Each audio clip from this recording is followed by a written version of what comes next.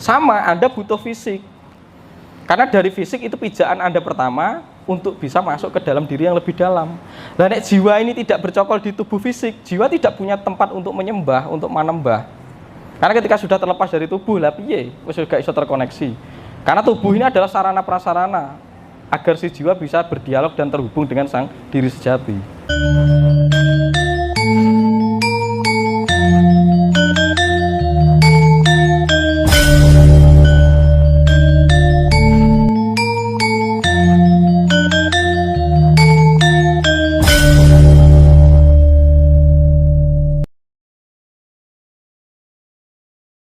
Spiritual itu mengembalikan kepada perjalanan Anda masing-masing, keorisinalitasan Anda masing-masing. Sekali lagi seperti itu.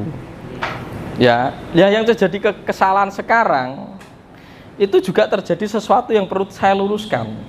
Ketika posisi murid kok pengen koyok gurunya, jelas salah. Karena setiap orang itu punya fase sendiri, Pak. Lah saya ini kondisi saya saat ini berkarma untuk menjadi begawan atau guru. Lah sebenarnya pengen koyo aku ora iso. Mungkin karena jenengan takaran jenengan adalah punggawa. Berarti saya hanya mengenalkan Anda kepada siapa Anda. Kalau Anda saat ini perannya adalah satrio, jadi satrio saja.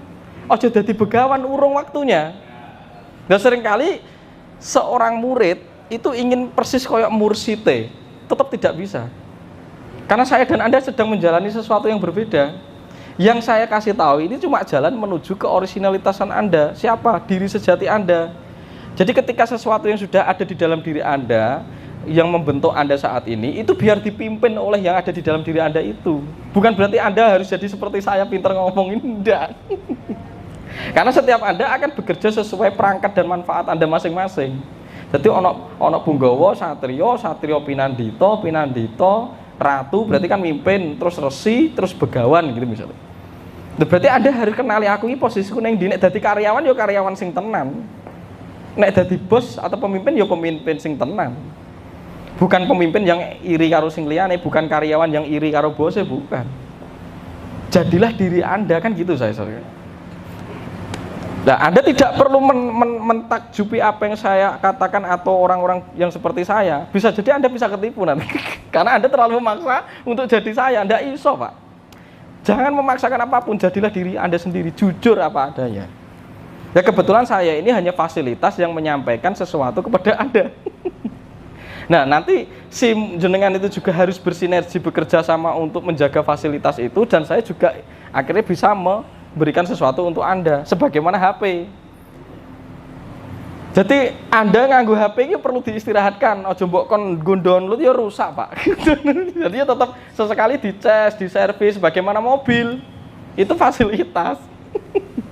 Lah, saya ini dijadikan fasilitas gitu saja. Yo wong biasa yo ora ono sekti-sektine. Nah, orang itu selalu menuntut guru itu sesuai idealitas dia. Ini yang jadi masalah.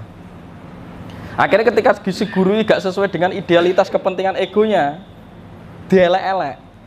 Wah, si guru ini mergo gak sesuai kowe biasanya.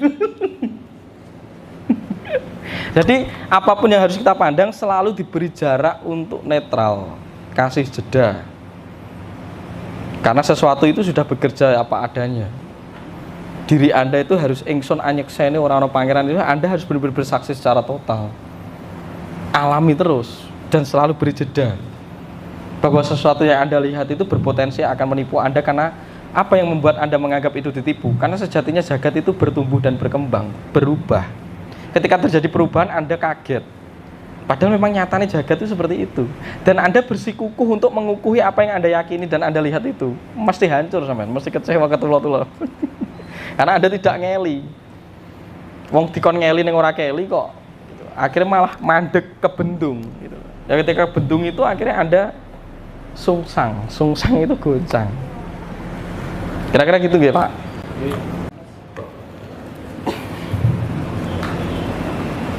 Terima kasih. Yang ingin saya tanyakan, adakah hal-hal yang membatalkan meditasi para kongres, misalkan kayak mengeluarkan gas atau yang seperti apa gitu? Apa Pak? Hal-hal yang membatalkan? Adakah hal-hal yang membatalkan manapun meditasi? Seperti misalkan membuat Ya, Ngentut sampai batal. Wilak sembahyang. terus yang kedua, perspektif jaga terhadap bersuci, Mas. Jadi apakah kita harus bersuci dulu sebelum anakku seperti kayak mandi besar gitu? Ya. Jadi apa yang membatalkan meditasi? Yang membatalkan meditasi tergantung kepada diri kita. Loro untu diceblek bojone, Mas, nang ngarep sing nagih utang teko, misalnya itu juga batal. Jadi ya logis-logis saya gitu. Jadi yang membatalkan ya itu. Maka perlu etika dan pengkondisian. Ada meditasi ning lampu merah ya batal. Tidak bisa itu. Lah wayahe wong arep nyebrang ning trotoar sampai meditasi tengah lah, batal gitu. Nah, konsep daripada kentut itu membatalkan adalah apa? Itu sebenarnya hanya sebuah frasa, Mas. Misalkan ada jenengan nyumet dupo gitu kan. Itu kan sebenarnya konsep wewangian. Sesuatu yang wangi itu disinyalir akan mempengaruhi gelombang otak kita dari tingkatan beta menuju delta atau alpha misalnya gitu ya. Maka ada konsep dupo membantu kita agar kita lebih kusuk. Makanya nek ngentut batal, mergo nek ngentut mambu banger sampean bingung. Akhirnya kon metu kon wuduke bener ganggu sing ning andenge gitu. Karena ning andenge lagi kusuk-kusuk mbok entut ya cilaka ngale yo gitu. Karena kamu mengganggu kekusukan. Kan kira gitu ya. Nah, taraf bersuci bagi orang Jawa itu sebenarnya ada di niat dan kesadaran. Karena arti bersuci itu untuk mempertebal keyakinan. Ketika Anda gelem adus kembang kan akhirnya Anda yakin bahwa aku resik kan gitu ya. Dengan keyakinannya bersih itu menjaga agar Anda tidak kemana-mana. Tingkat kemantapan Anda lebih oke. Kira-kira begitu. Tapi nek sampean gak nganggo tapi iso yakin ya ora perlu. Batal hukumnya. Kira-kira gitu ya. Jadi bersuci itu kembali kepada diri kita aspeknya. Karena itu juga masuk di dalam ritus dan seremoni. Adanya ritus dan ritual atau seremoni itu hanya untuk membantu kita agar mempertebal niat dan tekad atau keyakinan atau kemantapan kita tadi. Maka di Jawa ada namanya agama, ugama, igama, nirgama itu ya. Agama itu adalah tata ritual, seremoni. Ugama itu etika. Nggih, momone salat yo ning masjid, momone meditasi yo nek iso di ning kamar. Aja ning ngarepe lampu merah, itu kan ora di etika. Itu ya tetap berpotensi bisa membatalkan kan, itu logis-logis saja gitu. Terus kalau igama itu adalah keyakinan atau kemantapan, nirgama adalah pelepasan, pencapaian. Jadi memang harus tertata dengan tepat. Nah sekarang kita itu menjadi manusia ritus, manusia yang hanya melekat kepada kulit.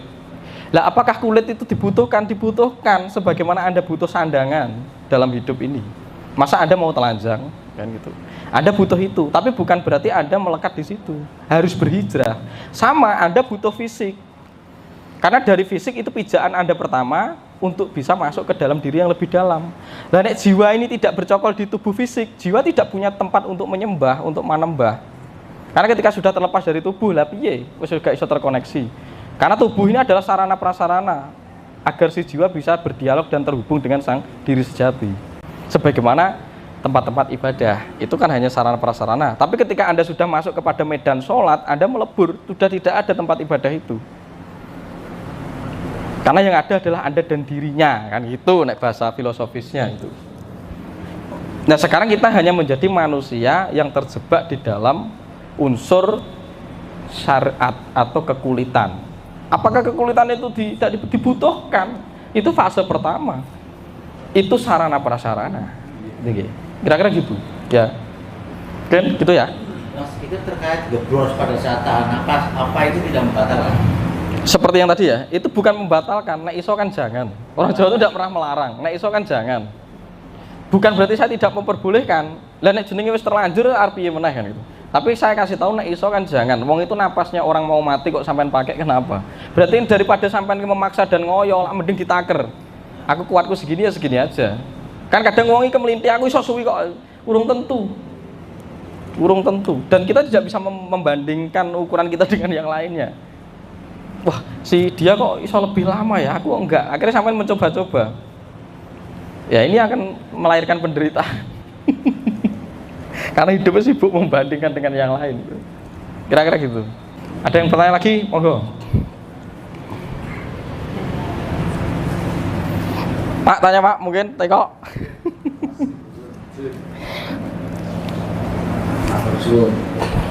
Mas Tujung pernah menyebutkan kita harus balik ke pikiran-pikiran sekecil.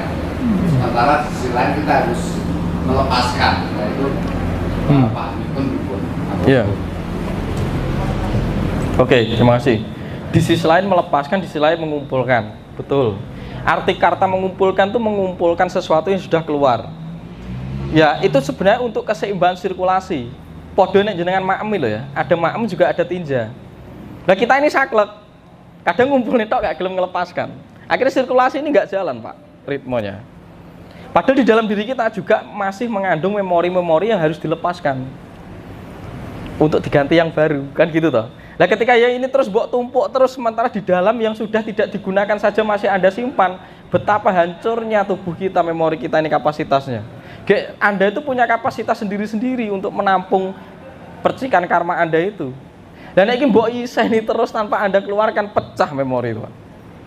Akhirnya kolaps, menjadi apa? Ketidakseimbangan lagi, kekeruwetan lagi, kekacauan lagi. Maka konsepnya orang Jawa itu berlatih sadar itu untuk meritmeskan sirkulasi. Biar cakra manggilingan tuh lakunya benar-benar berputar. Dan ketika kita berputar dengan ritmis, jagat ini juga ikut mengikuti perputaran itu tadi, karena tercermin di luar diri kita. Akses sesuatu yang pernah ada. Karena apa yang kita pantulkan kepada alam, entah itu pikiran, tindakan, perasaan, itu akan menjadi memori, Pak. Nah, sekarang kita itu tugas kita menaikkan frekuensi. Jadi kita bisa mengakses memori apa, karma apa. Maka ada karma kolektif. Karma kolektifnya siapa? Yesus misal. Kalau kita bisa meningkatkan taraf frekuensi seperti Yesus, maka kita bisa tergenangi sistem berpikir dengan kasih murni. Atau Muhammad, kan? Itu ada jejak memori. Nah, jejak memori di dalam jagat raya ini sangat beragam dan kompleks. Ketika saya nanti meninggalkan sesuatu sesuai saat ini, Anda bisa mengakses apa yang saya alami ini nanti di kemudian hari, misalkan. Karena saya sudah menancapkan itu, sudah memasukkan rekaman itu kepada alam dan alam itu merekam. Kira-kira gitu.